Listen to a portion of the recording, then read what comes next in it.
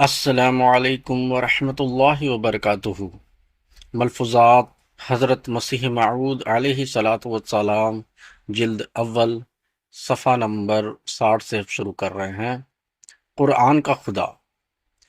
جاننا چاہیے کہ جس خدا کی طرف ہمیں قرآن شریف نے بلایا ہے اس نے یہ صفات لکھی ہیں: هو اللہ الذی لا الہ الا هو عالم الغیب والشہادۃ هو الرحمن الرحیم مالک یوم الدین الملک القدوس السلام المؤمن المہیمن العزیز الجبار المتکبر هو اللہ الخالق البارئ المصور له الاسماء الحسنى یسبح له ما فی السماوات والارض وهو العزیز الحکیم علی کل شیء قدیر رب العالمین الرحمن الرحیم مالک یوم الدین اجیب دعوت الداع الحی قیوم قل هو اللہ احد اللہ الصمد لم یلد ولم یولد ولم یکن له کفوا احد، یعنی وہ خدا جو واحد لا شریک ہے، جس کے سوا کوئی بھی پرستش اور فرما برداری کے لائق نہیں۔ یہ اس لیے فرمایا کہ اگر وہ لا شریک نہ ہو تو شاید اس کی طاقت پر دشمن کی طاقت غالب آ جائے۔ اس صورت میں خدائی معرض خطرہ میں رہے گی، اور جو فرمایا کہ اس کے سوا کوئی پرستش کے لائق نہیں، اس سے یہ مطلب ہے کہ وہ ایسا کامل خدا ہے جس کی صفات اور خوبیاں اور کمالات ایسے اعلیٰ اور بلند ہیں کہ اگر موجودات میں سے بوجہ صفات کاملہ کے ایک خدا انتخاب کرنا چاہیں یا دل میں عمدہ سے عمدہ اور اعلیٰ سے اعلیٰ خدا کے صفات فرض کر لیں، تو وہ سب سے اعلیٰ، جس سے بڑھ کر کوئی اعلیٰ نہیں ہو سکتا، وہی خدا ہے جس کی پرستش میں ادنا کو شریک کرنا ظلم ہے۔ پھر فرمایا کہ عالم الغیب ہے، یعنی اپنی ذات کو آپ ہی جانتا ہے، اس کی ذات پر کوئی احاطہ نہیں کر سکتا۔ ہم آفتاب و ماہتاب اور ہر ایک مخلوق کو سر و پا دیکھ سکتے ہیں، مگر خدا کا سراپا دیکھنے سے قاصر ہیں۔ پھر فرمایا کہ وہ عالم الشہادہ ہے، یعنی کوئی چیز اس کی نظر سے پردہ میں نہیں ہے۔ یہ جائز نہیں کہ خدا کہلا کر پھر علم اشیاء سے غافل ہو، اس عالم کے ذرہ ذرہ پر اپنی نظر رکھتا ہے، لیکن انسان نہیں رکھ سکتا۔ وہ جانتا ہے کہ کب اس نظام کو توڑ دے گا اور قیامت برپا کرے گا، اور اس کے سوا کوئی نہیں جانتا کہ ایسا کب ہوگا، سو وہی خدا ہے جو ان تمام وقتوں کو جانتا ہے۔ پھر فرمایا هو الرحمن، یعنی وہ جانداروں کی ہستی اور ان کے اعمال سے پہلے محض اپنے لطف سے، نہ کسی کے عمل کی پاداش میں، ان کے لیے سامان راحت میسر کرتا ہے، جیسا کہ آفتاب اور ماہتاب اور زمین اور دوسری تمام چیزوں کو ہمارے وجود اور ہمارے اعمال کے لیے وجود سے پہلے ہمارے لیے بنا دیا۔ اس عطیہ کا نام خدا کی کتاب میں رحمانیت ہے، اور اس کام کے لحاظ سے خدا تعالی رحمان کہلاتا ہے۔ اور پھر فرمایا کہ الرحیم، یعنی وہ خدا نیک عملوں کی نیک تر جزا دیتا ہے، کسی کی محنت کو ضائع نہیں کرتا، اور اس کام کے لحاظ سے رحیم کہلاتا ہے، اور یہ صفت رحیمیت کے نام سے موسوم ہے۔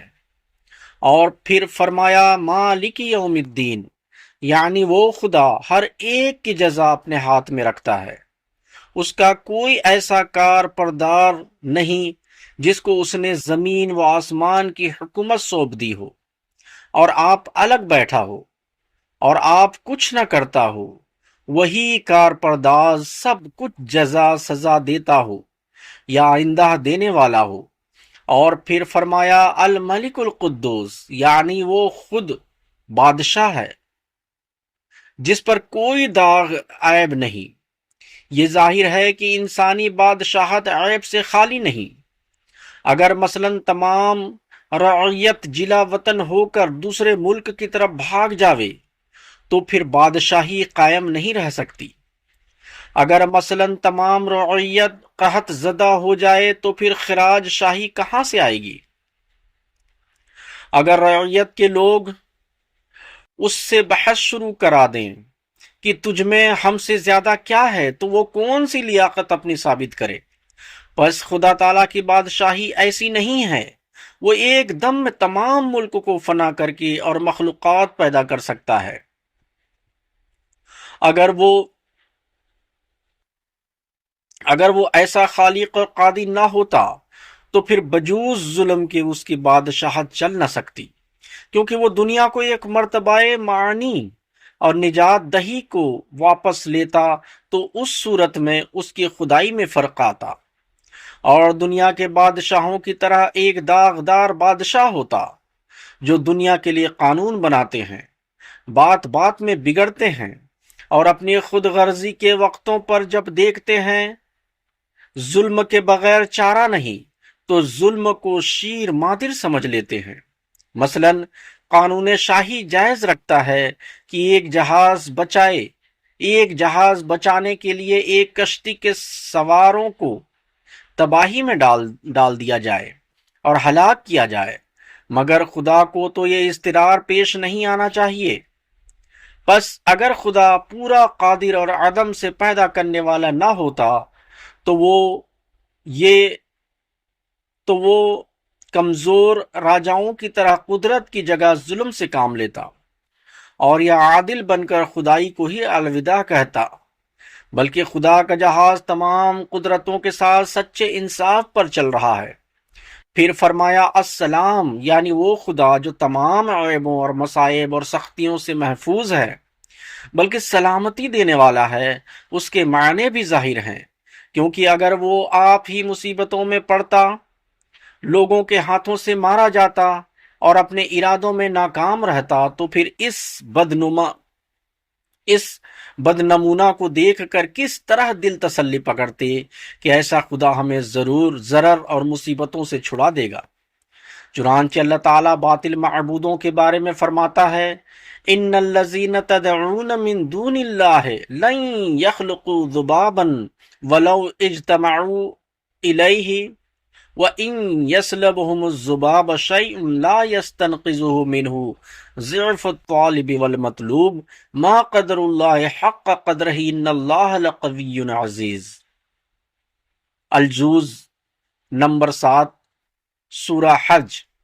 جن لوگوں کو تم خدا بنائے بیٹھے ہو وہ تو ایسے ہیں کہ اگر سب مل کر ایک مکھی پیدا کرنا چاہیں تو کبھی پیدا نہ کر سکیں، اگرچہ یہ ایک دوسرے کی مدد بھی کریں، بلکہ اگر مکھی کوئی ان کی چیز چھین کر لے جائے تو انہیں طاقت نہیں ہوگی کہ وہ مکھی سے چیز واپس لے سکیں۔ ان کے پرستار عقل کے کمزور اور وہ طاقت کے کمزور ہیں۔ کیا خدا ایسے ہوا کرتے ہیں؟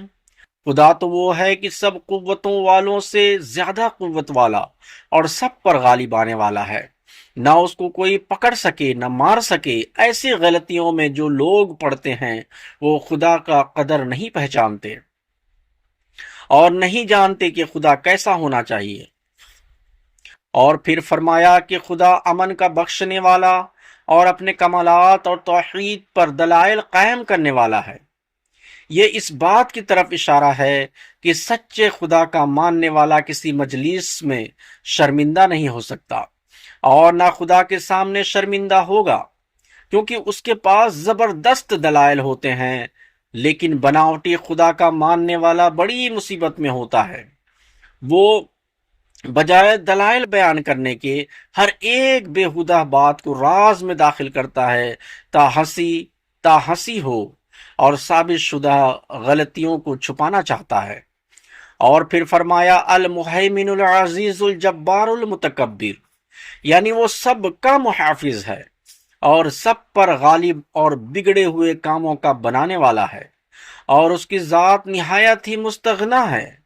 اور فرمایا هو اللہ الخالق البارئ المصور له الاسماء الحسنى، یعنی وہ ایسا خدا ہے کہ جسموں کا بھی پیدا کرنے والا اور روحوں کا بھی پیدا کرنے والا، رحم میں تصویر کھینچنے والا، تمام نگہ بنام جہاں تک خیال میں آ سکیں سب اسی کے نام ہیں۔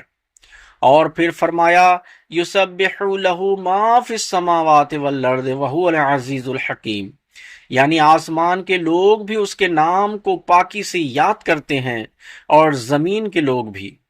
اس آیت میں اشارہ فرمایا کہ آسمانی اجرام میں آبادی ہے اور وہ لوگ پابند خدا کی ہدایتوں کے ہیں۔ اور پھر فرمایا علی کل شیء قدیر ہو، علی کل شیء قدیر، یعنی خدا بڑا قادر ہے۔ پرستاروں کے لیے بڑی تسلی ہے، کیونکہ خدا اگر عاجز ہو اور قادر نہ ہو تو ایسے خدا سے کیا امید رکھیں۔ اور پھر فرمایا کہ رب العالمین الرحمن الرحیم مالک یوم الدین اجیب دعوت الداعی اذا دعان، یعنی وہی خدا ہے جو تمام عالموں کی پرورش کرنے والا، رحمان رحیم اور جزا کے دن کا آپ مالک ہے۔ اس اختیار کو کسی کے ہاتھ میں نہیں دیا، ہر ایک پکارنے والے کی پکار کو سننے والا اور جواب دینے والا، یعنی دعاؤں کا قبول کرنے والا۔ اور پھر فرمایا الحی القیوم، یعنی ہمیشہ رہنے والا اور تمام جانوں کی جان اور سب کے وجود کا سہارا۔ یہ اس لیے کہا کہ وہ ازلی ابدی نہ ہو تو اس کی زندگی کے بارے میں بھی دھڑکا رہے گا کہ شاید ہم سے پہلے فوت نہ ہو جائے۔ اور پھر فرمایا کہ وہ خدا اکیلا خدا ہے، نہ وہ کسی کا بیٹا اور نہ کوئی اس کا بیٹا اور نہ کوئی اس کے برابر اور نہ کوئی اس کا ہم جنس۔ اور یاد رہے کہ خدا تعالیٰ کی توحید کو صحیح طور پر ماننا اور اس میں زیادت یا کمی نہ کرنا، یہ وہ اصول ہے جو انسان اپنے مالک حقیقی کے حق میں بجا لاتا ہے۔ یہ تمام حصہ اخلاق تعلیم کا ہے جو قرآن شریف کی تعلیم میں سے درج ہوا ہے۔ اس میں اصول یہ ہے کہ خدا تعالیٰ نے تمام اخلاق کو گو افراط و تفرید سے بچایا ہے، اور ہر ایک خلق کو اس حالت میں خلق کے نام سے موسوم کیا ہے کہ جب اپنے واقعی اور واجب حد سے کم و بیش نہ ہو۔